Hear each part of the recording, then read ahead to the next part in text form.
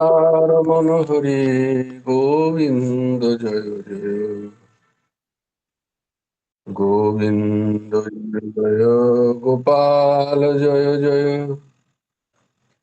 রাধা রমণ হরি গোবিন্দ জয় জয়।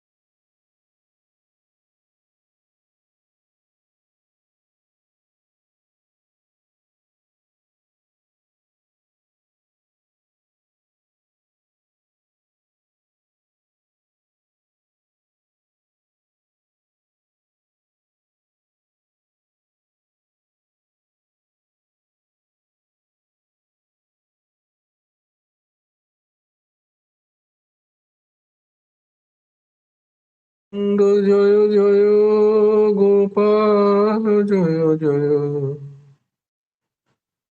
রাধা রমণ হরি গোবিন্দ জয় জয়। হে কৃষ্ণ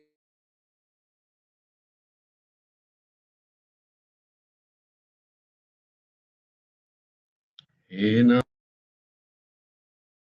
নারায়ণ বাসুদেব।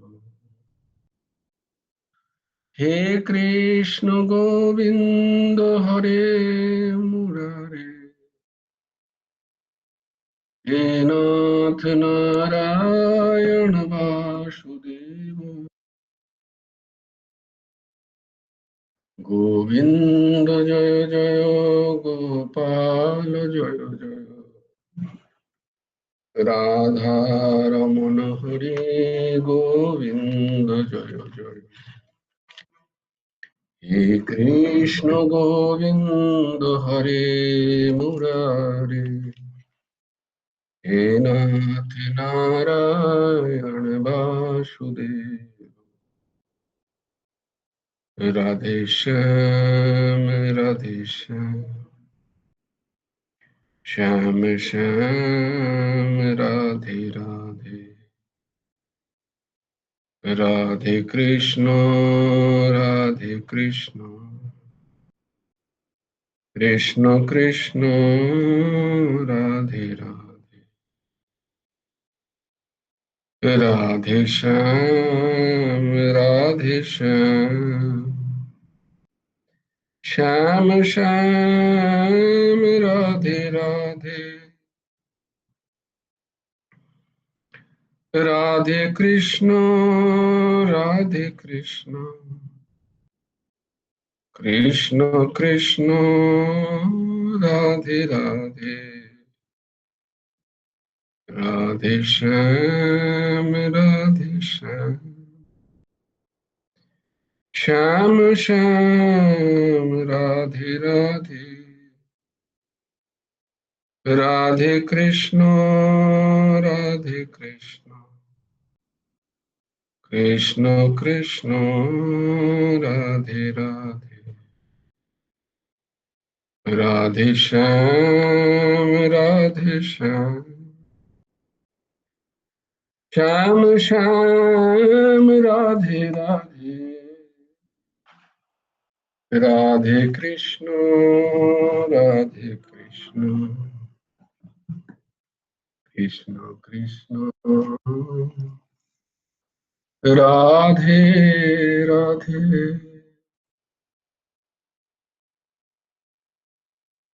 ओम सच्चिदानंद रूपाय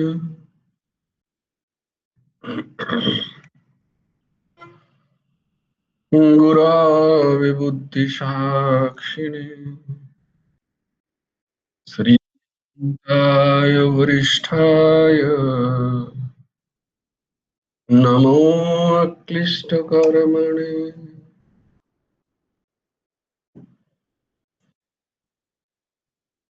अखण्डमण्डलाकारं व्याप्तं येन चराचरम्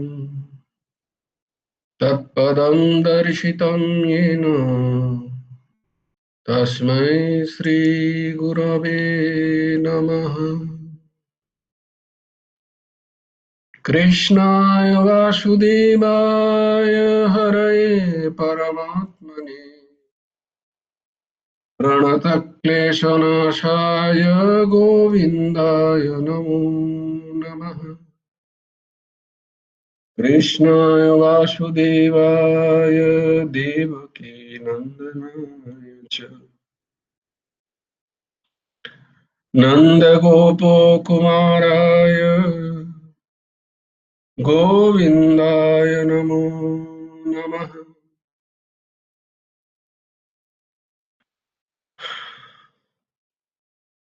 वसुदेवं सुतं देवं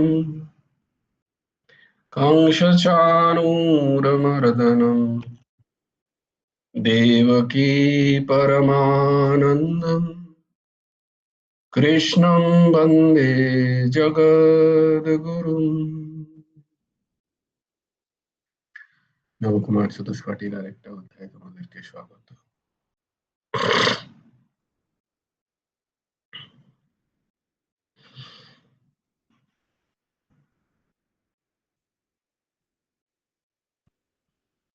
আমরা ছিলাম শ্রীমদ্ ভগবদ গীতার ত্রয়োদশ অধ্যায়। ত্রয়োদশ অধ্যায়ের কি নাম?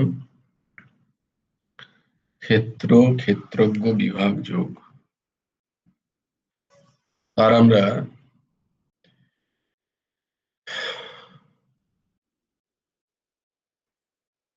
দ্বিবিংশত 22 নম্বর শ্লোক আমরা দেখেছিলাম।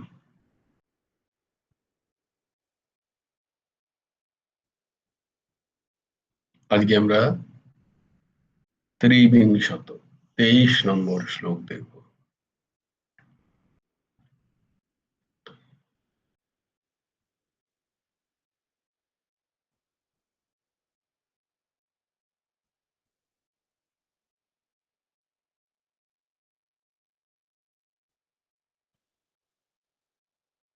আমার সাথে সাথে তোমরা উচ্চারণ করো। উপদ্রষ্টানুমন্তা চ उपद्रष्टानुमन्ता च भर्ता भोक्ता महेश्वरः भर्ता भोक्ता महेश्वरः परमात्मेति चाप्युक्तो परमात्मेति चाप्युक्तो देहेऽस्मिन् पुरुषः परः देहेऽस्मिन् पुरुषः परः उपद्रष्टानुमन्ता च भर्ता भोक्ता महेश्वरः परमात्मेति चाप्युक्तो देहेऽस्मिन् पुरुषः परः। উপদ্রষ্টা এই পুরুষ দেহের সাথে সম্পর্কিত হওয়ায় উপদ্রষ্টা। অনুমন্তা তার সাথে মিলিত হয়ে সম্মতি ও অনুমতি প্রদান করায় অনুমন্তা। ভর্তা নিজেকে তার ভরণ পোষণকারী মনে করায় ভর্তা ভোক্তা, তার সাহচর্যে সুখ দুঃখ ভোগ করায় ভোক্তা চ মহেশ্বর, এবং নিজেকে তার প্রভু মনে করায় মহেশ্বর হয়ে যান। চ পুরুষঃ পরমাত্মা, কিন্তু স্বরূপত একে পরমাত্মা ইতি উক্তঃ নামে বলা হয়। अस्मिन् দেহে আপি পরঃ,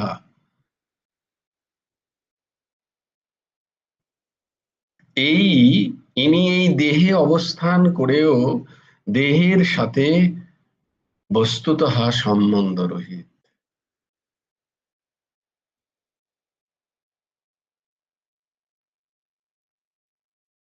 তো দেখো, উপদ্রষ্টা, অনুমন্তা, উপদ্রষ্টা অনুমন্তা, এই পুরুষ, এই যে পরমাত্মার যে অংশ আত্মা, যা জীবত্ব প্রাপ্ত হয়ে সে কি ভাবছে, সে দেহের সাথে সম্পর্কযুক্ত হয়ে তার হওয়া উচিত ছিল দ্রষ্টা, সে হয়ে গেছে উপদ্রষ্টা।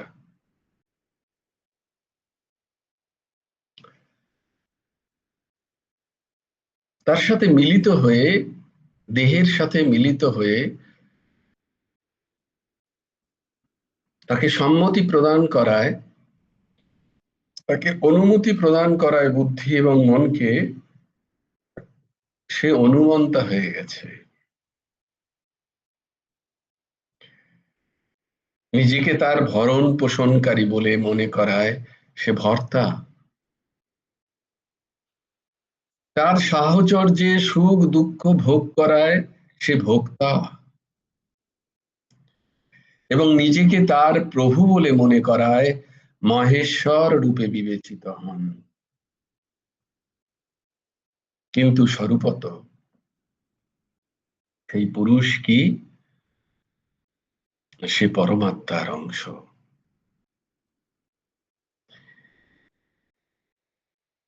বস্তুত স্বরূপত সেই দেহে অবস্থান করেও সে সর্বদা সবসময় সমস্ত স্থিতিতে সে এই দেহের অতীতই, এই দেহের সাথে সর্বদা সম্বন্ধ রহিত।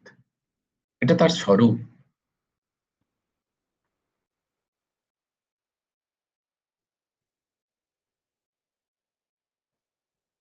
এটা তার স্বরূপ।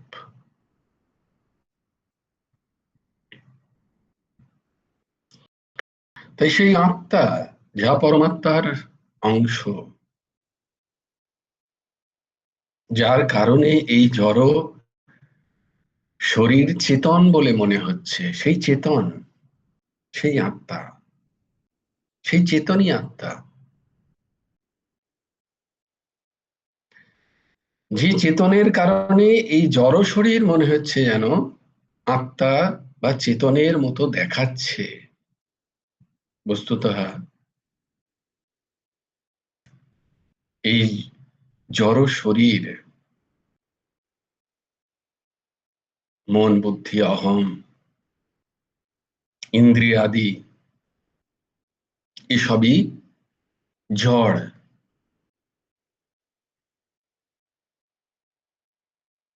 আর চেতন যিনি, এক সেকেন্ড,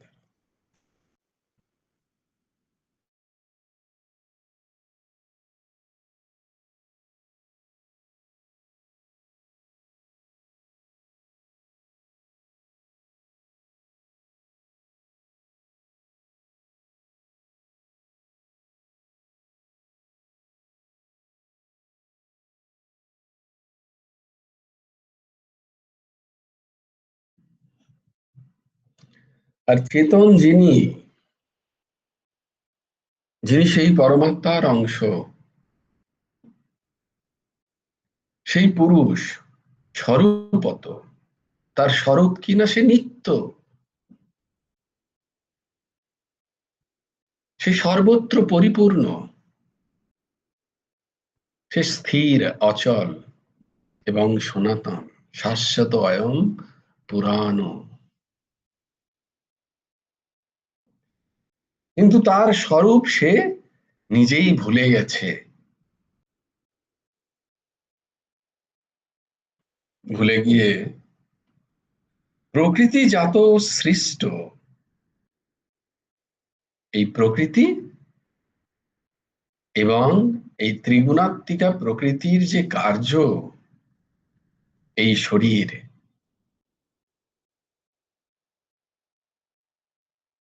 তার সাথে সম্পৃক্ত হয়ে, তার সাথে গুলে মিলে গিয়ে দ্রষ্টা চেতন সে ভুলে গেছে নিজেকে। এই শরীরকে ভাবছে আমি। তাই সে প্রথম শরীরের সাথে সম্পর্ক স্থাপন করে,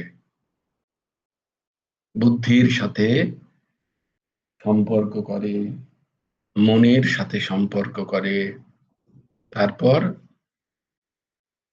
পাঁচ কর্মেন্দ্রিয়, পাঁচ জ্ঞানেন্দ্রিয়র সাথে তার সম্পর্ক হয়। এইভাবে সে ভেবে নেয় এইগুলো বোধহয় আমি।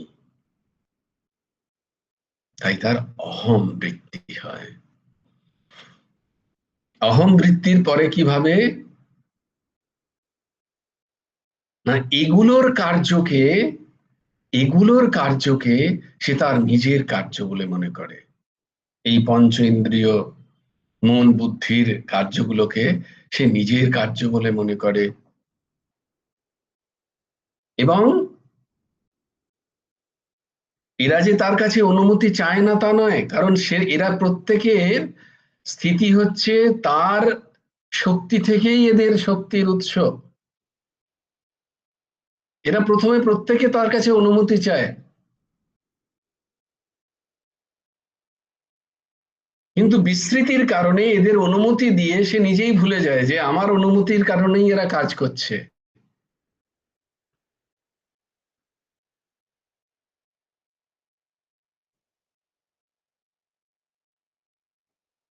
তাই উপদ্রষ্টা।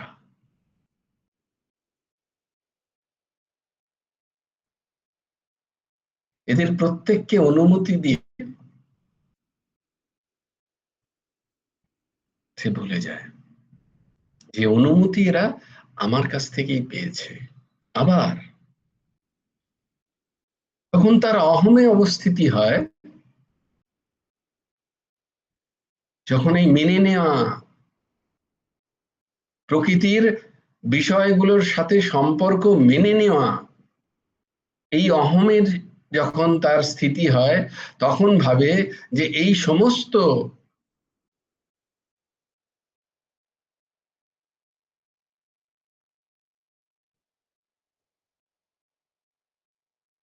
জ্ঞানেন্দ্রিয়, কর্মেন্দ্রিয়, মন, বুদ্ধি, অন্তঃকরণ, বাহ্যকরণ এবং অন্তঃকরণ,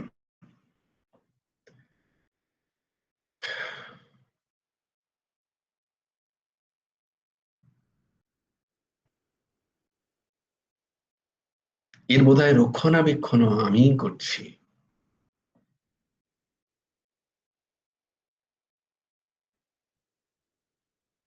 এবং তার রক্ষণাবেক্ষণে সে যত্নবান হয়, নিজের স্বরূপ বিস্মৃতি হয়ে গিয়ে প্রকৃতির এই ক্ষণভঙ্গুর বিষয়গুলোর প্রতি তার আকর্ষণ হওয়ায় সে এগুলোর এইগুলোর ভরণ পোষণে যত্নবান হতে থাকে,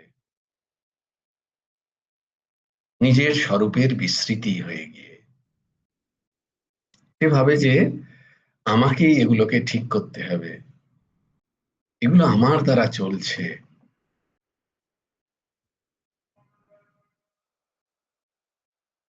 তাই তিনি ভর্তা। বস্তু তার যে মূল ভর্তৃত্ব, সেই স্বরূপ তিনি ভুলে গিয়ে ভাবেন যে এগুলোর আপাতত ভর্তা আমি। তাই এগুলোর যে অন্তিম দশা, এগুলোর যে ক্ষণভঙ্গুরতা, এগুলোর যে অনস্তিত্বর ভাব সে নিজের ওপরে চাপিয়ে নেয়, ভাবে যে এগুলোর যদি শেষ হয় আমিও শেষ হয়ে যাব। তাই এগুলোকে সে পুষ্ট করে, নিজের স্বরূপের খোঁজ না রেখে সে এগুলোকে যতটা পারে পুষ্ট করার চেষ্টা করে।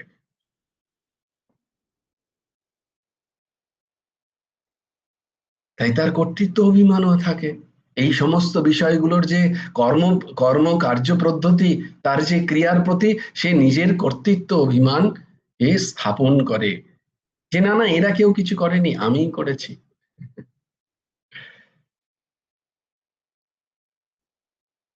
কারণ এদের প্রতি তার প্রিয়তা, সে দাস হয়ে গেছে এগুলোর। এবং সেই কর্মবিজ্ঞানে ফেঁসে গিয়ে সে নিজেকে ভোক্তা ভাবছে।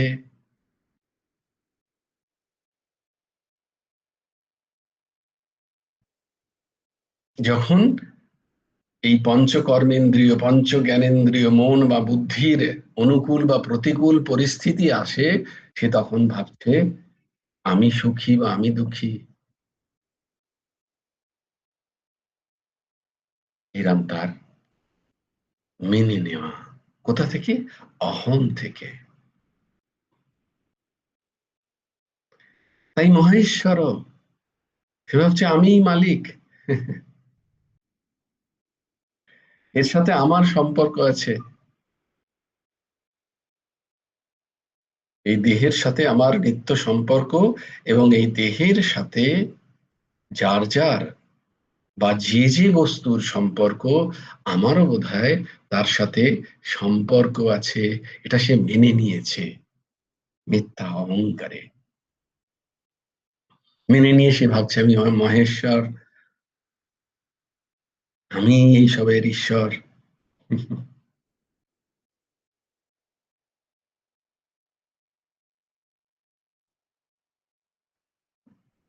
তাই জন্য বারংবার এই সংস্কৃতি, তিনি নিজেকে শরীর, ইন্দ্রিয়াদি, মন, বুদ্ধি, ধন ও সম্পত্তি এসবের কর্তা বলে নিয়েছেন, মালিক বলে ভেবে নিয়েছেন। তাই তাকে মহেশ্বর বলে অভিহিত করছেন ভগবান এখানে। মিথ্যা, যা নয় কখনো, যা থাকবে না। কারণ যার প্রতি তার মহেশ্বরোত্তর ভাব, সেই সমস্ত বিষয় ক্ষণভঙ্গুর, সেই সমস্ত বিষয়ের কোনো অস্তিত্ব নেই।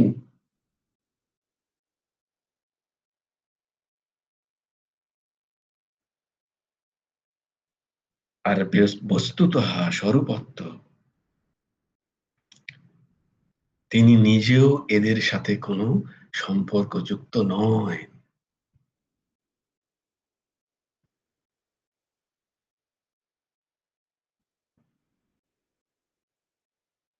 যদি হতো তাহলে শাশ্বত হতো, চিরস্থায়ী হতো এদের সাথে সম্পর্কটা। তা তো হচ্ছে না, চিরস্থায়ী তো হচ্ছে না, শাশ্বত তো নয়।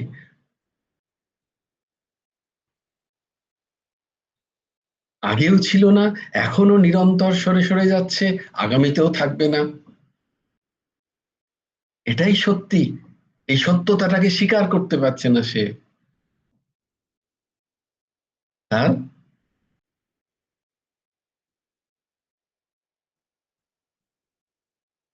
গীতা ক্লাসের অভাবে সেই সত্যটাকে স্বীকার করতে পারছে না। বলে আমরা যারা গীতা ক্লাস করছি তারাই পাচ্ছি না, বাকিদের মিথ্যত্ব যে স্বাভাবিক, এটা তো অত্যন্ত স্বাভাবিক, আমরাই বা কোথায় পারলাম। সময় লাগে, কারণ বহু বহু জন্মের মিথ্যাকে স্বীকার করে নিয়ে এত অজ্ঞান অবিদ্যা এত চড়া হয়ে আমাদের ওপরে বসে আছে যে সেখানে সত্যের দাগ কাটতে একটু সময় লাগে। কিন্তু ছেড়ে দিলে আবার সেই দাগ মিলিয়ে যাবে। কালের কালের কারণে আবার সেই দাগে অবিদ্যা, অজ্ঞান, ভ্রান্তি, ধুলো পড়ে পড়ে আবার সুন্দর একটা প্রস্তর তৈরি হয়ে যাবে।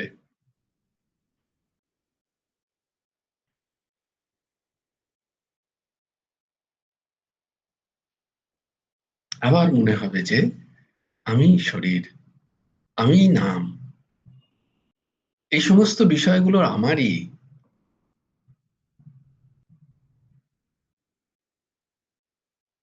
যখন তাকে প্রশ্ন করা হয় তোমার বয়স কত, তার আগে ছিল এগুলো তোমার কাছে, তখন তার প্রশ্ন আসে না, না তাই তো ছিল না। কিন্তু এই প্রশ্নটা তো বারবার তাকে করা হচ্ছে না। তাকে মানে কে? ওই যে চেতন কে, তাকে মানে কোনো নাম রূপকে নয়, চেতনকে এই প্রশ্ন। এটা সৎসঙ্গ গিয়ে হয়। সৎসঙ্গে মানে মনকে আমি যখন সৎসঙ্গের সাথে লাগাই, যখন এই প্রশ্নগুলো তাকে করি, তখন সম্বিত ফিরে আসে। ও না, তাই তো, তাই তো, 50 বছর আগে কোথায় ছিলাম জানি না তো। এই পিনাকি মুখার্জি নামটাও তো পরে এলো, মুখার্জি এলো পরে। তারপরে এই শরীর নাকি ব্রাহ্মণ, একটা পৈতি ঝুলে ঝুলিয়ে আছে, কোথা থেকে এলো? হুম, থাকবে নাকি? বলে না, থাকবে না তো। মাতৃগর্ভে এর উৎপত্তি, শ্মশানে পরিসমাপ্তি। যাকে নিয়ে এত ভাবনা, যার বয়স নিয়ে এত চিন্তন, যার চুল পেকে গেলে এত মন খারাপ হয়ে যাচ্ছে,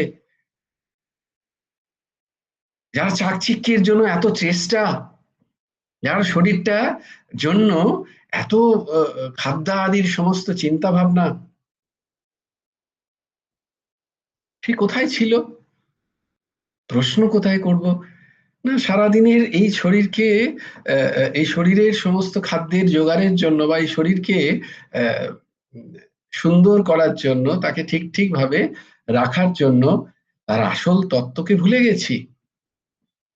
আমি প্রশ্নই করছি না যে কেন করছো হে এগুলো তুমি, এই যে এত খাটাখাটনি করছো কেন করছো? না, একটুখানি একটুখানি ভালো থাকবো, একটুখানি ভালো পড়বো, একটুখানি ভালো খাবো। হুম? আমার শরীরের সাথে সম্পর্কযুক্ত যে সমস্ত ব্যক্তিদের, তাদের একটু ভালো রেখে রাখবো, তাদের ভরণ পোষণ তুমি করছো নাকি? বলে হ্যাঁ, আমি তো করছি। ওই দেখো, চেতন এই শরীর সাথে এক হয়ে গিয়ে সে নিজের এই শরীরের ভর্তা ভেবেছে, ভোক্তা ভেবেছে, আবার এই শরীরের সাথে সম্পর্কযুক্ত যারা, তাদেরও মহেশ্বর সে নিজেকে ভেবে নিচ্ছে যে হ্যাঁ হ্যাঁ, আমার দ্বারাই তো চলছে আমার পরিবার। আমি যদি না থাকি ওরা খাবে কি? হুম, ঊর্ধ্বসীমা।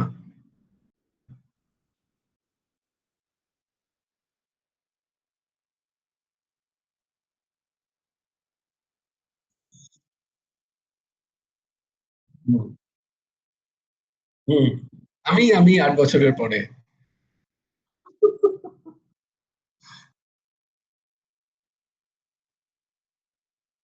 হুম,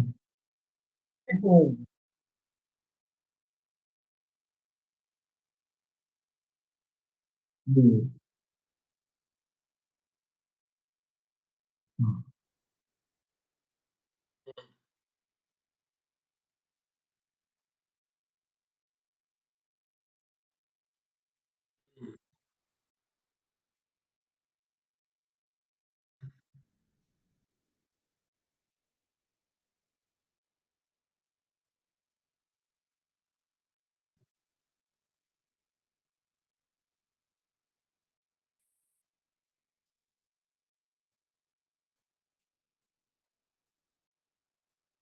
ঠিক ঠিক করেছো, তুমি যেটা করেছো একদম ওটাই ঠিক। যে যদি এই সময় হয়,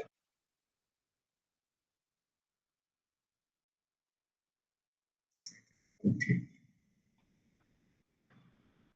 একদম ঠিক।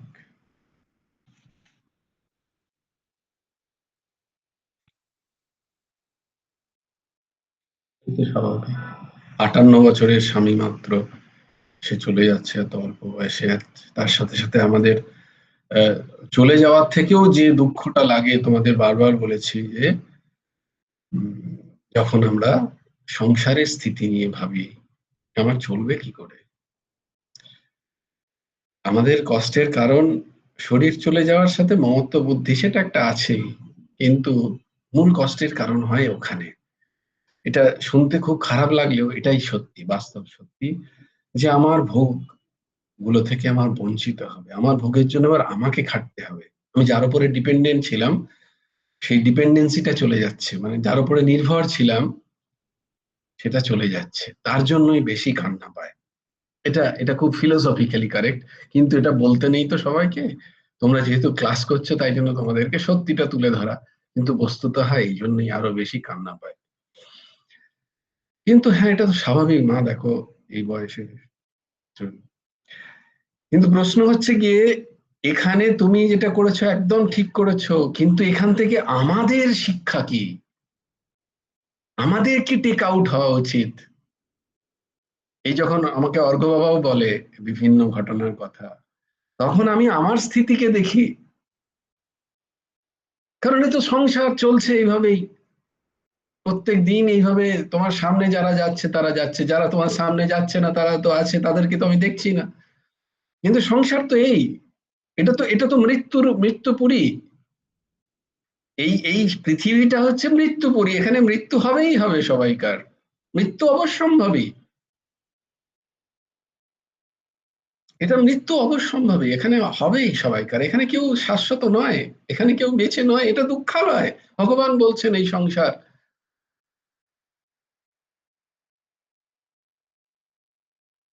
কেউ কেউ 8-এ যাচ্ছে, কেউ 18-এ যাচ্ছে, কেউ 28-এ যাচ্ছে, কেউ 38, 48, 58, 68।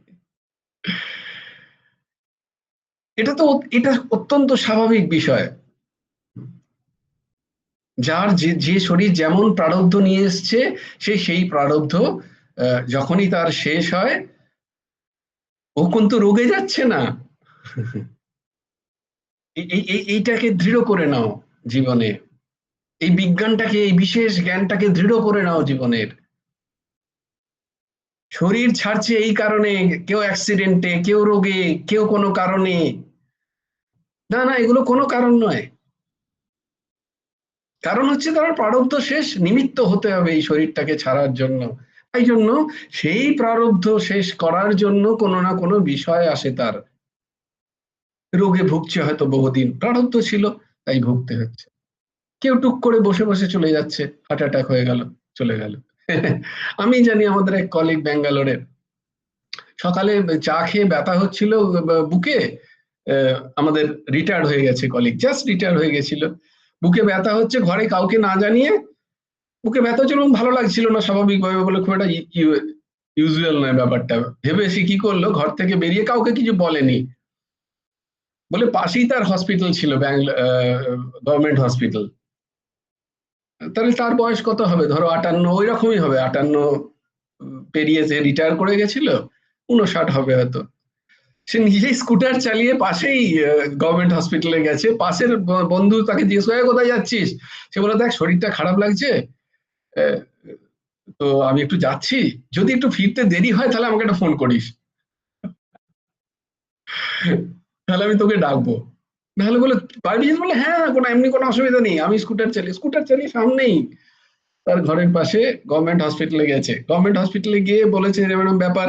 সেখানে প্রথমে মেডিসিন দেখেছে ডাক্তার, মেডিসিন বলছে না এতো ঠিক লাগছে না, বলে সঙ্গে সঙ্গে কার্ডিওলজিস্টকে দেখে, কার্ডিওলজিস্ট বলছে তো হার্ট অ্যাটাক হচ্ছে তখন, সিভিয়ার, কি জানো তোমরা বলো, হার্ট অ্যাটাকের বিভিন্ন রকম আছে না, MI, myocardial infarction. Myocardial infection, yes. এটা আমি বাবার সময় খুব শুনেছি। আহ, তো সেখানে গেছে, সেখানে গিয়ে দেখছে যে তো খুবই যাচ্ছে তাই অবস্থা, সঙ্গে সঙ্গে যে তুমি যেটা বলছো ওই তাকে শক দিতে দিতে আহ, কোনোভাবেই রিকভার করছে না। চিন্তা করো এমন অবস্থা, ডাক্তারের কাছে পৌঁছে গেছে সে, বেঁচে আছে তখনো, ভালো মানুষ, সকালবেলাতে উঠেছে, উঠে চা খেয়েছে, দিয়ে ডাক্তার বলছে আমি পারছি না, তখন তার ওই ফোন আসছে, অনেকক্ষণ হয়ে গেছে, তখন তার বন্ধুর ফোন আসছে, ডাক্তার উঠিয়ে বলেছে যে এরম এরম স্থিতি, আপনারা প্লিজ ঘরের সমস্ত মানুষজনকে নিয়ে তাড়াতাড়ি আসুন, যতক্ষণ ওরা গেছে ততক্ষণ দেহ ছেড়ে গেছে। তো প্রশ্ন হচ্ছে, এগুলো এটা কিন্তু অস্বাভাবিক নয়, এটা স্বাভাবিক। আমাদের যে ঘটনাগুলো আমরা জানতে পারি সেগুলোকে মনে হয় আমাদের কাছে ওহো, তেমন তো হচ্ছে, কারণ এরকম তো হচ্ছেই, সমস্ত সংসার এরকমই। এখানে জন্ম মৃত্যু তো স্বাভাবিক, মৃত্যু লয় এটা।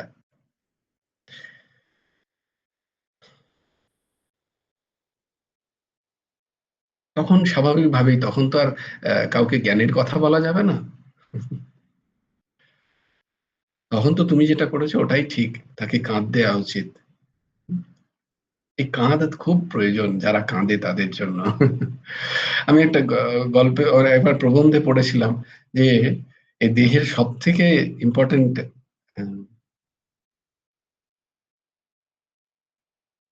ইম্পর্টেন্ট যে অর্গ্যান, কি বলবো না, মানে সব থেকে মহত্বপূর্ণ যে অঙ্গ, সেটা হচ্ছে এই কাঁধ।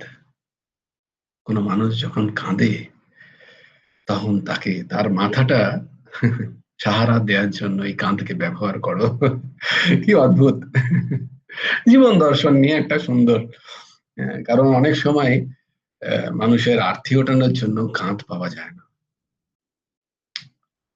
তো অনেক রকম জীবন দর্শন, ফিলোসফি, আমরা সেই গভীরে যাচ্ছি না। কিন্তু তুমি যখন করেছো সেটা একদম ঠিক।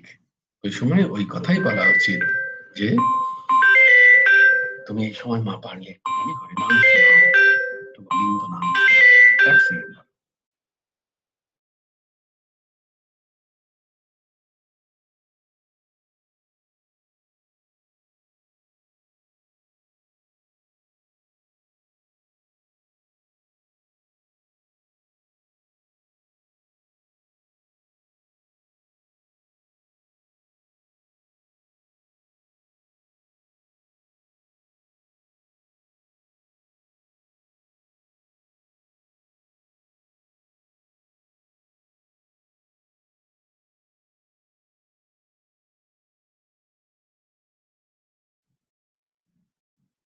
অফিস থেকে বললে যে 10টা পর্যন্ত আসতে পারো, ফ্লাইট সব লেট আসছে। তো তুমি যেটা করেছো একদম ঠিক, কিন্তু এখানে হচ্ছে তোমার এবারে বিবেকের পরিচয় কি, যেখান থেকে আমি কি টেক আউট করব, আমি কি নেব এখান থেকে, এই যে পরিস্থিতিটা একটা ঘটছে কারোর সাথে, এখানে আমার ব্যক্তিগত কর্তব্য কি আমার জীবনে, না ক্ষণভঙ্গুর এই সংসার। হুম? ওর যাচ্ছে মানে আমারও যেতে পারে, বা আমিও যেতে পারি। তাহলে যাওয়াটা বড় কথা নয়, কিন্তু এই যাওয়ার আগে সে কি করেছে সেটা বড় কথা, তাকে সময় দিয়েছিল ভগবান। 8, 18, 28 সময় দিয়েছে।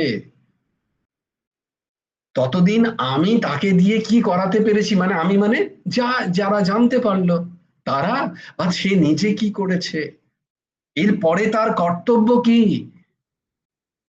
এটা আমার টেক আউট।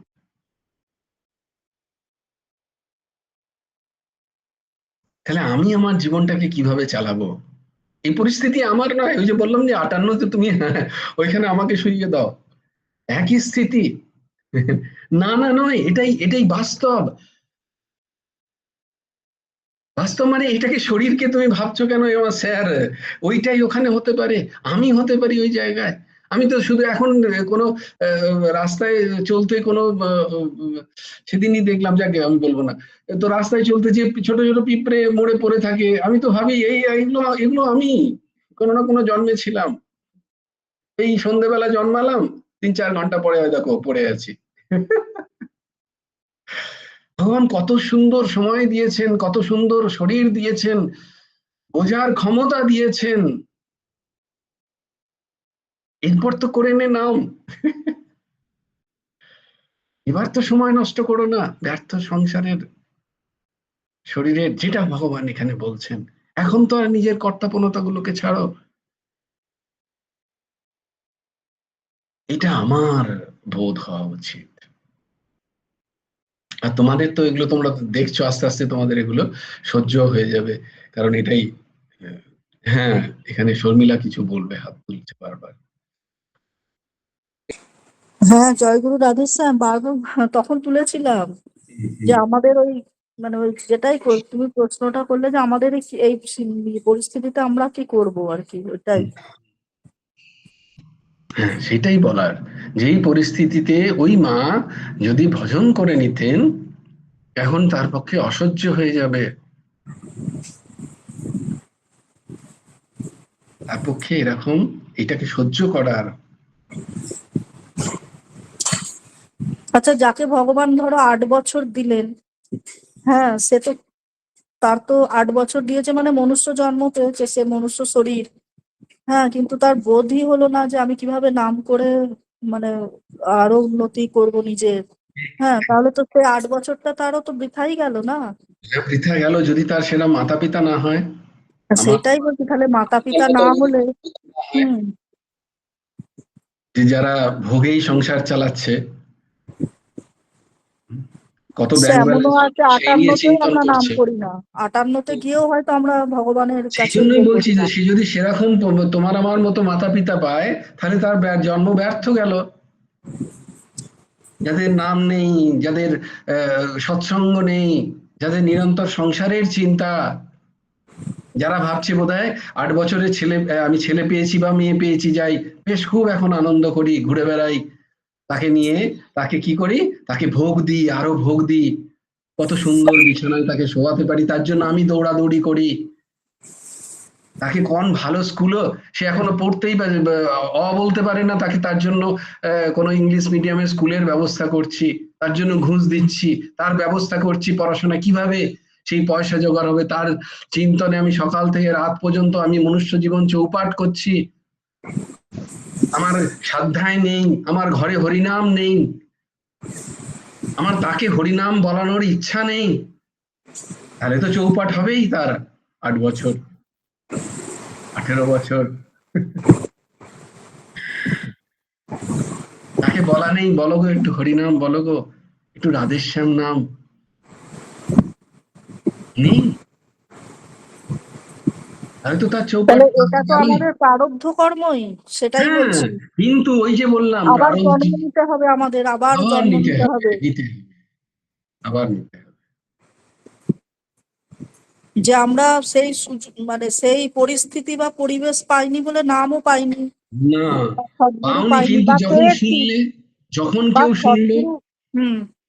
যারা পেয়ে, প্রশ্নটা কি বলছেন বারবার দেখো, যে যারা পেয়ে এটা করছে না তারা আত্মহত্যা করছে, যারা পায়নি তাদের কোনো চিন্তা নেই, তাদের প্রতি ভগবান রুষ্ট নন, তাদের প্রতি মহাত্মারা রুষ্ট নন, তাদের প্রতি দয়া দেখাতে হয় যে পায়নি। কিন্তু আমরা যারা পেয়েও, আমাদের এতই বুদ্ধি, এতই ভোগ প্রবৃত্তি যে আমরা পেয়েও নষ্ট করছি, তাদেরকে বলছে তারা আত্মহত্যা করছে। যারা পায়নি তাদের নিয়ে চিন্তা করো না, আমি কি করছি। আমি তাই জন্য এখানে বলছি যে এখানে ঊর্ধ্বসী মায়ের কি নেওয়ার দিক এই ঘটনা থেকে। সংসারের ক্ষণভঙ্গুরতাকে পরিচয় দেখো।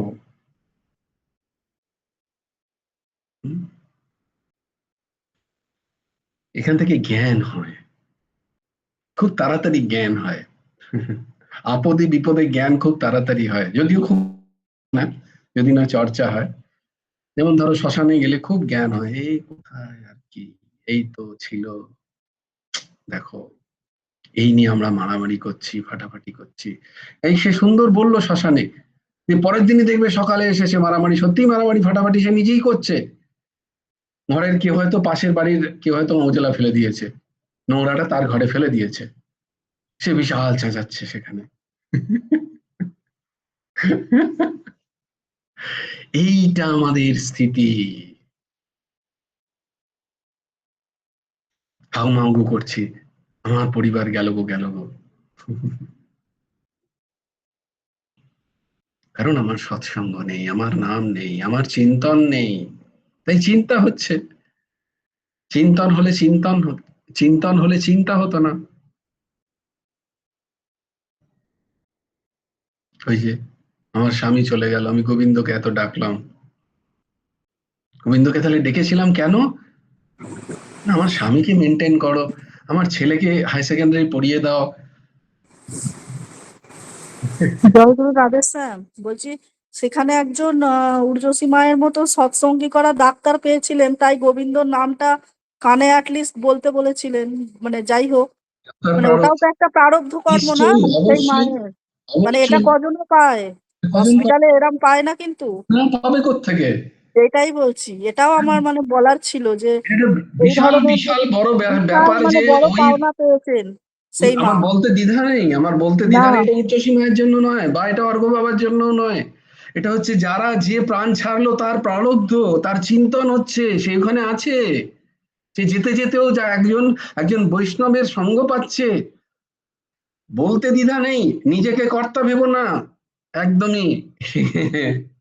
নিজেরটা নিজে শুধরো। কিন্তু ওই জীবের প্রতি একজন বৈষ্ণবের দৃষ্টি পড়ছে, তার সদ্গতি হবে, এর মধ্যে কোনো সন্দেহ নেই।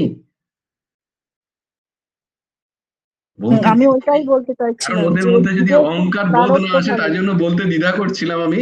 কিন্তু এটা সত্যি, যে নাম করে, যে সৎসঙ্গ করে, তার মধ্যে ভগবত প্রীতি একটুও জন্মেছে, তার দৃষ্টিপাত হচ্ছে তার প্রতি, যার শরীর ছাড়ছে, তার সদ্গতি হবে,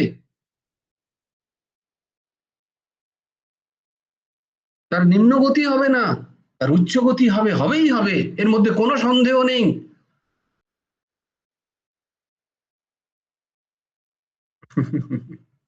সিদ্ধান্ত বলছি আমি। এবার আমি জানি না হলো কি হলো না, আমার তো আর দিব্য দৃষ্টি নেই, কিন্তু এটা সিদ্ধান্ত। কোন বৈষ্ণবের যদি সঙ্গে ওই রকম কারুর দেহ ছেটে যায়, তাহলে তার উচ্চ গতি অবশ্যম্ভাবী, সে নরক প্রাপ্ত হবে না। কি অদ্ভুত দেখো সিদ্ধান্ত।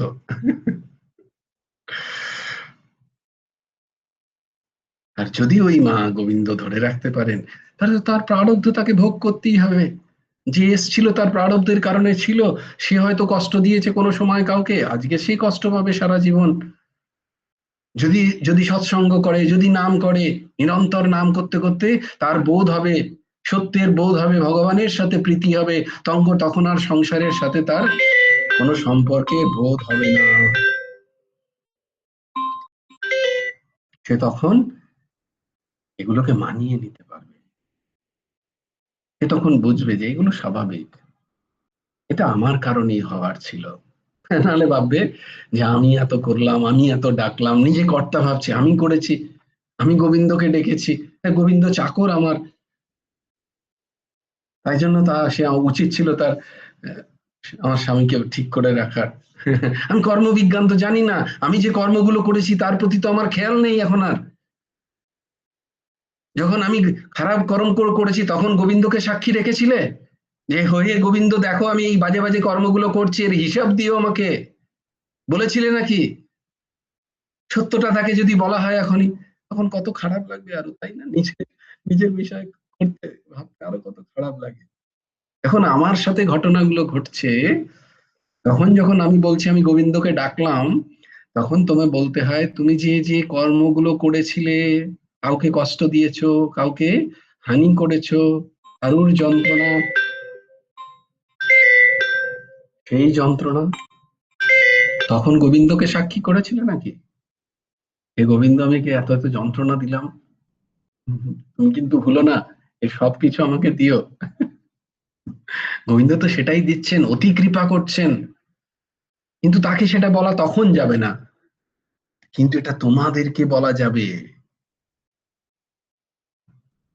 কারণ গুরু ভগবান সেটাই বলছেন, যে ভগবানের কোনো বিধান অমঙ্গল নয়, প্রত্যেক বিধান মঙ্গলকর।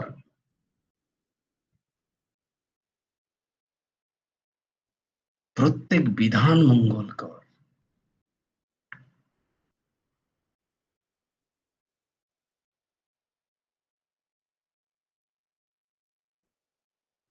এই গোবিন্দ নাম করে এই সমস্ত সংসার প্রাপ্তির আশা রেখে লাভ কি? সংসারটা নিজের মতো চলবে। তোমার প্রারব্ধের কারণে বিভিন্ন এই সমস্ত প্রাপ্তি, এই শরীর প্রাপ্তি এবং শরীরের সাথে সম্পর্কযুক্ত ব্যক্তি বস্তুর প্রাপ্তি, এ তো থাকবে না, এ থাকবে না। এখনো নেই, আগেও ছিল না, পরেও থাকবে না। আমি মেনে নিয়েছি না। 58 যে যাচ্ছে তার সাথে তোমার সম্পর্ক কতদিন? বলে এই 20-28 বছরের।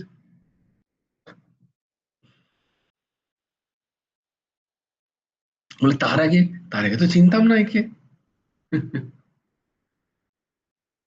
তার আগে তো এই শরীরটাকে আমি জানতামই না কে। এখন সত্যিগুলো কিভাবে স্বীকার করে নেওয়া খুব সুন্দর। এখন মমত্ব বুদ্ধি হয়ে গেছে এই সময়। এই শরীরটার সাথে আমি 28 বছর ছিলাম, এখন এর শরীরটাকে আমি ভেবেছি আমার, আমার স্বামী, আমার পুত্র, আমার কন্যা, আমার মাতা, আমার পিতা, আমার ভাই, আমার বন্ধু। আমি মেনে নিয়েছি। এর আগে কোথায় ছিল আমি তো জানতাম না। আমার সাথে তো কোনো সম্পর্ক। আচ্ছা, যখন এই শরীরটার সাথে তুমি 28 বছর ছিলে না, এমন একটা শরীর ঠিক পাশেই চলে যাচ্ছে, তোমার কষ্ট হবে নাকি ওরকম?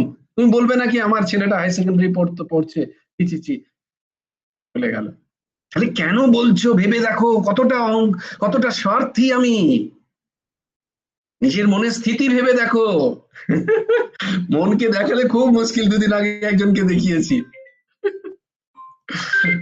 বেশ কিছুদিন তার এমন ঝটকা লেগেছিল, সে সবকিছু ছেড়ে ছুটে দিয়েছিল। তখন অর্ঘ্য বাবা ছিল ওই সামনে। এই মনের চালাকিটা যখনই মনকে দেখাবে না, তখন নিজেই ভয় খেয়ে যাবে। ও, আমি এত স্বার্থী। দেখো, সে তখন তখন কিন্তু তার পতির প্রতি নয়, তার ছেলের প্রতি রক্ষা, যে আমার ছেলেটার কি হবে, হাই সেকেন্ডারি পড়ছে। বলে তাহলে যে যাচ্ছে তার প্রতি তোমার সেরকম ভালোবাসা নেই? শুনতে খারাপ লাগে, কিন্তু এটাই সত্যি। আমার মনের স্থিতি কোন মন? যে মন স্বার্থী, যে মন কোন স্বার্থী? আসল স্বার্থী নয়, এই দেহ রক্ষার জন্য যে মন নিরন্তর ব্যস্ত, যা থাকবে না একদিন।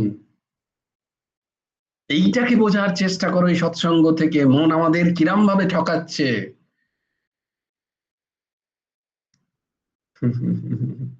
ওই মনটাকে ধরার চেষ্টা করো, যে মন তোমাকে এই মিথ্যা সংসারের সাথে এক করে দিচ্ছে। আর ওই মনকেই যদি ভগবত চরণে লাগাও, ওই মনকেই যদি সত্য সংকল্পে লাগাও, ওই মনের দ্বারাই হবে, ওই মনের দ্বারাই হবে। ভ্রান্তিকে সরিয়ে সত্যকে বসাও, তাই ওই মনই কিন্তু তোমায় কষ্ট দেবে না। ওই মনই তোমাকে এই 84 লক্ষ জনিত চক্র থেকে ছাড়িয়ে নিয়ে যাবে। ওই মন, একই মন। তাকে নাম ধরাও, তাকে সৎসঙ্গের লোভ ধরাও, তাকে সত্যকে চেনাও।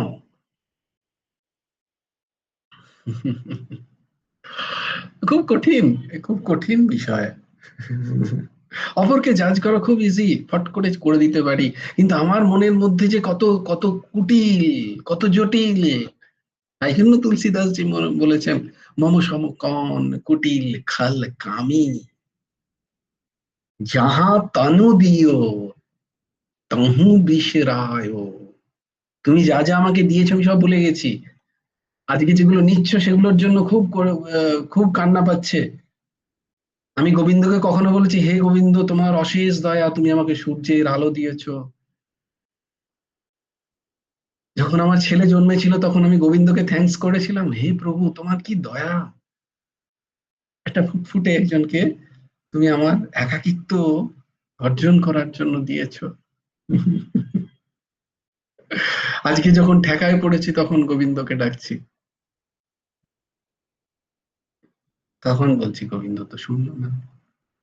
गोविंद শুনেছে? चींटी का पैर में बंधे हुए घुंघरू का आवाज भी सुनाई देता है उस मालिक को। তোমার গোবিন্দ পুকার শুনবেন না তিনি? তাই হয় নাকি কখনো? একটা নাম ব্যর্থ যাবে না। শ্রদ্ধয়া হেলায়া ভা, ভৃগুবর নরমাত্রম তারয়েত কৃষ্ণ নাম। একটা নাম ব্যর্থ যাবে না, কোনো চিন্তা নেই। অর্ঘ্য বাবা বলো। দেখতাম যেমন উর্জশী বললো যে ওই যে বাবা যখন দেহ ছাড়ছে ওই মাকে বললো যে কৃষ্ণ নাম করো, ঠিক আছে, কিন্তু এইরকম মানে আমরা ওয়ার্ডে দেখতে পাই একটা পেশেন্ট ধরো এই সঙ্গে সঙ্গে এক্সপায়ার হলো বা খারাপ আছে, সঙ্গে সঙ্গে আর একটা পেশেন্ট, সেই সময় তো ধরো আর বলা মানে আমাদের পক্ষে তো ধরো আর সম্ভব হয় না যে এই করো ওই করো, মানে সেই মা যতই কান্না করুক বা যাই করুক, কারণ আরো তো দুটো তিনটে পেশেন্ট আছে, তাকে তো আমাকে যে করে হোক ইয়ে করতেই হবে। সে বাঁচাতে পারি না পারি সেটা আলাদা ব্যাপার, কিন্তু আমাকে তো চেষ্টা করতেই হবে সেই সময় তো আর মানে সেই জিনিসটা তো আমরা তো এক হয় না, মানে এক হচ্ছে মানে সেই পেশেন্টটা কি করব না করব এই চক্করে আমি যে বুঝে গেছি, bleed- তারপরে তারপরে প্রশ্ন বলো, সিচুয়েশন আমি বুঝে গেছি। হ্যাঁ তো একজন মারা তার গেছে, তার পরিবার কাঁদছে, তুমি আরেকজনকে বাঁচাতে যাচ্ছ, এর মধ্যে তো কি করতে চাও, তুমি কি করতে পারো, তাই না? সেটা হচ্ছে তার প্রশ্ন। সে সময় মানে আমাদের বলার সুযোগও থাকে না, বলার কিছুই সুযোগ থাকে না। দরকার নেই, এ ওর সুযোগ হয়েছে বলবে, তোমার সুযোগ নেই তুমি বলবে না, তুমি করবে তার জন্য। হে গুরুদেব, দেখো ঠাকুর, হে প্রভু, দেখো ঠাকুর, বলে তুমি আর বেরিয়ে এক- যাও এখান থেকে। ও, আর একটা ভাব এসেছিল মানে এবার কয়েকদিন কেউ আগে। যদি বলে, জিজ্ঞেস করে, কেউ যদি ওরকম ঊর্ধ্বসী মায়ের মতো ধরে তোমায় কাঁদে, তুমি তাকে বলতে পারো, হরিনাম শোনাও, শোনাও। এবার ধরো সবাইকে তো বলা যায় না, ধরো ধরো মানে মানে কি বলবো মুসলমান ধরো হ্যাঁ, তাদেরকে তো আর তাকে বলবে না, তাকে বলবে আল্লাহ, আল্লাহকে ডাকো, তাকে তার মতো করে বলবে, তার হরিকে ডাকতে বলো। আর একটা কথা জিজ্ঞেস মানে একটা কয়েকদিন আগে ভাব এসেছিল যে মানে ধরো একটা পেশেন্ট মানে যখন দেহ ছাড়ছে আমার দিকে তাকাতে তাকাতে দেহ ছাড়ছে, আমি তখন ভাবলাম যে এর কত ভাগ্য যে আমার গলায় গুরুদেবের লকেট আছে, নিশ্চয়ই সে গুরুদেবের দর্শন তো মানে সে অন্তিম সময় পেয়ে গেছে, তার মানে তো মানে অবশ্যই, তার বাজি তো অবশ্যই একবারে পাক্কা হয়ে গেল মানে। উচ্চগতি হবে, হবেই হবে, নিশ্চয়ই হবে, ওর মধ্যে কোনো সন্দেহ নেই। আমাকে এটা একটা তার আমাকে প্রারব্ধ, দেখার তোকে কথা দেখে বাদ দাও, সে মানে গুরুদেবকে তো দিতে দেখেছে পারছে। গলায়। কারণ তুমি নিজেকে অহম ভাবছো, তুমি ভাবছো আমি অর্ঘ্য হাজরা, আমি ডাক্তার, আমি গুরুর নাম করেছি, আমি গুরুদেবের নাম করি। আমি তোমাকে বলতে তোমার তোমার তোমার কথা বলছি না, তুমি অহমের কারণে ভাবছো যে মামা আমাকে বলছে। হুম, না না না, আমি তোমাকে বলছি না। কিন্তু সবার ক্ষেত্রে ধরো তোমার এটা মানে তো তুমি মানে সেই, ইয়ে হয় না, ধরো মানে হ্যাঁ একটা বলো বলো। পেশেন্ট যখন ধরো খারাপ আছে তখন তো মানে মানে গুরুদেবের চিন্তাও বলতে গেলে সে সময় মাথায় আসে না যে মানে এই সময় আমাকে নাম করতে, মানে পেশেন্টটা খারাপ আছে তখন তো অ্যাড্রিনালিন দিতে হবে, এই দিতে তুমি হবে তোমার, সেই দিতে হবে, দিদি এই ইঞ্জেকশন অবশ্যই দিয়ে দিন, তখন তো তো মানে আর ভেতরে হুম, মানে ওই সিচুয়েশন তার নাম চলে না যে ওর জন্য একটু আমি দরকার নেই। প্রার্থনা তাই জন্যই তো তুমি বেশ ধারণ করেছো, তাই জন্যই তো তোমার বেশটার কাজে লাগবে তখন। তোমাকে করতে হবে না ওগুলো, তাই জন্যই তো তুমি বাকি সময় নামটা করছো, সেটা কাজে লাগবে ওখানে। তোমার শরীর দিয়ে অন্য সময় নাম হচ্ছে, সৎসঙ্গ হচ্ছে, সঙ্গ হচ্ছে, ওইটা কাজে লাগবে। তোমার কর্তব্য তখন তুমি করবে। তখন বসে বসে তোমাকে তো আমি বলছি যে তুমি স্টেতো ছেড়ে হরিনাম শোনাও সেই বিবেকে, না তো, তা তো বলছি না আমি।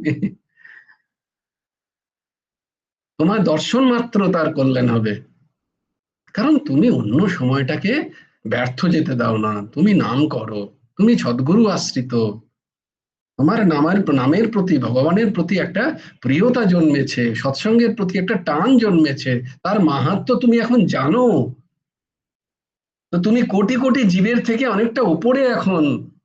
তাই জন্য তোমাকে আবার বারবার বলছি, অর্ঘ্য হাজরা নয়, ডাক্তার নয়, যে জীব গুরু কৃপায় নাম করছে সেই জীবের দর্শন সে যদি পেয়ে শরীর ছাড়ে, তার কল্যাণ অবশ্যম্ভাবী,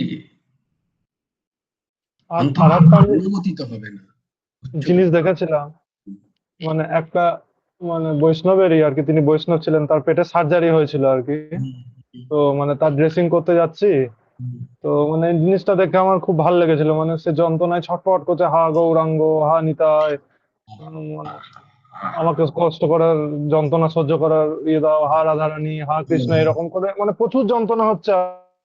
আমাকে তো মানে ড্রেসিং এ ভালো করে না ঘষলে তো এটা ইয়েও হবে না, আমি বুঝতে পারছি আমি ঘষছি তার ব্যথা আরো বাড়ছে আর কি তার জন্য, কিন্তু এই জিনিসটা আমি দেখেছিলাম যে মানে সে যন্ত্রণায় হা গোবিন্দ হা গৌরাঙ্গ হা নিত্যানন্দ এরকম করে এত সুন্দর মানে। এই হচ্ছে স্থিতি, এইটা এটা স্থিতি। আমার নিজের যন্ত্রণা চোখে দেখা। আসবে না তা নয়, মৃত্যু আসবে না তা নয়, প্রারব্ধের কারণে আসবে, কিন্তু সেই সময় আমার মনের স্থিতি কি, এই হচ্ছে স্থিতি। দেখো, আমার যেন ওই রকম হয়, এইটার চিন্তন, এইটার ভাবনা। এটা কি করে হয় না, তিনি প্র্যাকটিস করেছেন, সাধন করেছেন তিনি নিরন্তর ওই নামের। তাই আজ প্রচন্ড যন্ত্রণাতেও তার ঠাকুরের নাম মনে হচ্ছে। আমরা তো বাবা গো মা গো বলে ডাকি, বাঁচাও গো।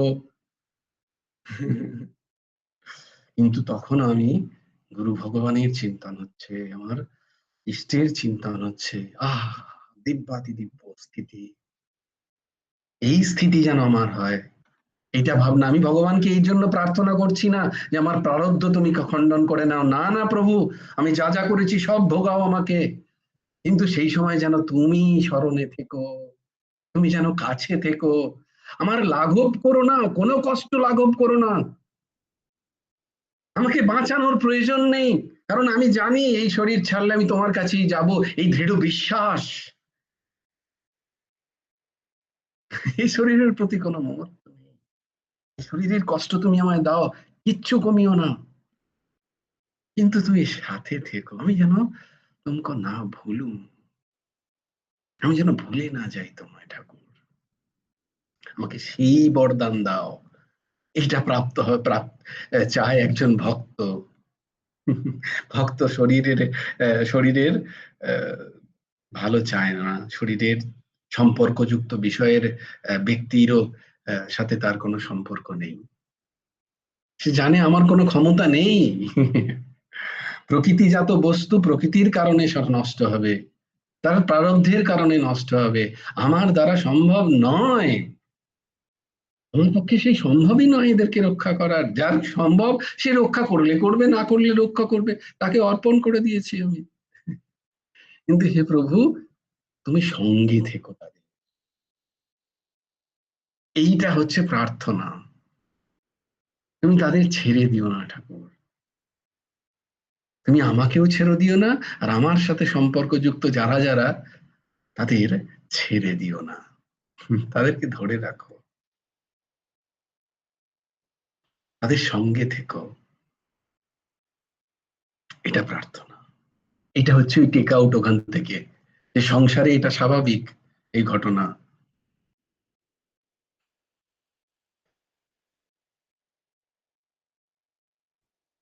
তবুও তো তার খুব ভালো যে সে যেতে যেতে গোবিন্দকে ডেকেছে, এরকম আমরা কজনকেই পাই, কজন মা ডাকছে। হুম, নিশ্চয়ই তার কল্যাণ হবে, এতে কোনো সন্দেহ নেই। এই শুনেও আনন্দ লাগে যে সে গোবিন্দকে তো ডেকেছে, হ্যাঁ, সে হরিকে তো ডেকেছে। তাহলে আমরা তো কোথাও কি কি করি, হুম, গাছের শিকড় গোটাটাই উপড়ে এনে হয়তো লাগিয়ে দিলাম হাতে, তো এরকম তো দেখা যায়। সে তো গোবিন্দকে ডেকেছে।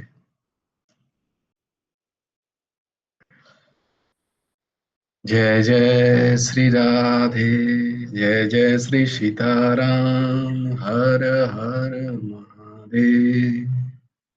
भज गुरु हेमंत देव राधे श्याम, जप हरे कृष्ण हरे राम,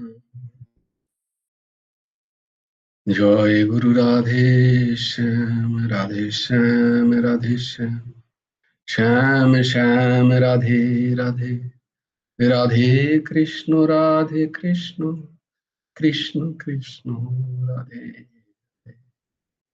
জয় গুরু রাধেশ। দেখো, এই বলতে বলতে রাধেশ্যাম করতে করতে একটা কি সুন্দর ভাব এলো তোমাদের বলে দিয়ে। আজকেই অর্ঘ্য বাবা দেখো একটা লেখা পাঠিয়েছেন গুরুদেবের, যে রামচন্দ্রপুর আশ্রম হচ্ছে সাক্ষাৎ গোলক বৈকুণ্ঠ, এখানে 33 কোটি দেবতা আসেন যান। কেন আসেন না রাধেশ্যাম নাম শুনতে। ধরো তোমার দেহটি যদি সেরাম হয়ে যায়, তাহলে তোমার দেহ 33 কোটি দেবতা আসবেন যাবেন। তুমি যদি নিরন্তর রাধেশ্যাম নাম করতে থাকো, হরি নাম করতে থাকো, তাহলে বলো, হ্যাঁ, তাহলে সেই দেহতেও তুমি না চাইলেও আসবেন তারা। তুমি ভাবছো যে তাহলে সেই দেহ কত পবিত্র হয়ে যাচ্ছে, তোমার জানা নেই। কারণ বস্তুগুণ, বস্তুগুণ। সেখানে তুমি জিহ্বায় রাধেশ্যাম নাম যদি করো, সৎসঙ্গ যদি করো, তাহলে দেখো তোমার দেহ রামচন্দ্রপুর ধাম, তোমার দেহ বৈকুণ্ঠ ধাম। হুম, সেখানে গুরু ভগবানকে যদি তুমি বসাও সেই হৃদয়ে, সেখানে যদি অন্য কারোর স্থান না থাকে, তাহলে বলো না, হবে নাকি সেই দেহ? হুম? কত পবিত্র হবে, তাই না বলো? হুম, সেখানে যদি কোনো অবৈধ ভোগ না থাকে, সেখানে যদি আহ, কাউকে কষ্ট দেওয়ার ইচ্ছা না থাকে, কষ্ট পেলেও সেটা আলাদা কথা, চলতে চলতে তো অনেকেই মারা যাচ্ছে, আমি জেনে বুঝে তো কাউকে দিচ্ছি না, সেই ভাব যদি সেই শরীরে থাকে, বলো দিব্য হবে না সেই শরীর? বলো না, নিজেরাই বলো, দিব্যতা দিব্যতায় ভরে যাবে সেই শরীর। তার দর্শন মাত্র মঙ্গল, তাই জন্যই বলছে বৈষ্ণব দর্শন মাত্র মঙ্গল। যারাই দর্শন করবে, যেখানে বৈষ্ণব একবার অবস্থান করবে, সেখানে সমস্ত তীর্থ বসবাস করে। ভেবে দেখো তো একবার। কিন্তু বৈষ্ণব তো নিজেকে করি আমি। এইটা উদ্দেশ্য, এইটা উদ্দেশ্য। শ্রী গুরার্পণমস্তু, শ্রী হেমন্ত দেবার্পণমস্তু। জয় গুরু রাধে শ্যাম। সবাই ভালো থেকো, সুন্দর থেকো, সুস্থ থেকো। জয় গুরু রাধে শ্যাম।